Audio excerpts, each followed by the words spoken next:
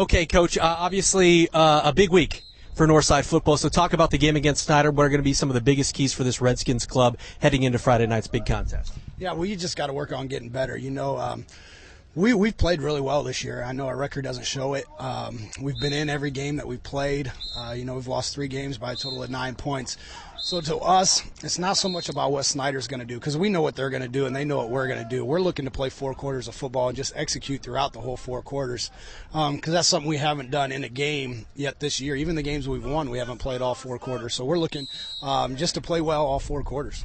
You mentioned the losses, but those are kind of deceptive because you've had to drive down to Muncie to play a very good Delta team year in, year out, and then you traveled to Mishawaka last week to battle another tough team. So there's a couple losses right there. How are those kind of games helping you to prepare for a game like this later on in the season after facing some adversity and doing it on the road? Yeah, just like you said, those are 2 quality opponents, and going there, we're hoping helps us out, when the playoffs comes around.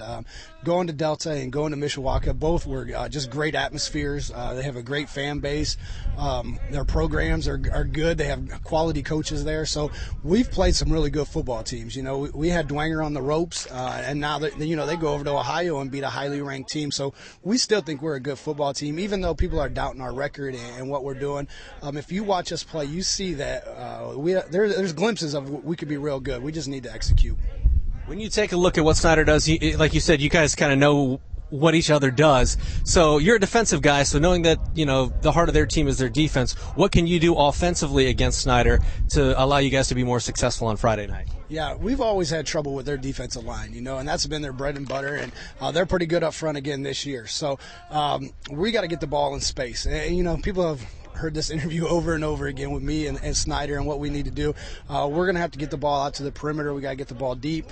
And when we do that, we got to catch the ball. We've had opportunities the last 2 years to put points on the board, and we just fallen short doing it. And that's why they end up winning the game and we don't. Their execution's been better than ours has the last couple of years. So we've been preaching all week, all off season about executing when you need to execute, when you need to make a play, make a play. And I'm hoping to see our guys do that this Friday. And recently we've seen more of Nick Cook in the backfield offensively, carrying a heavier load for you guys.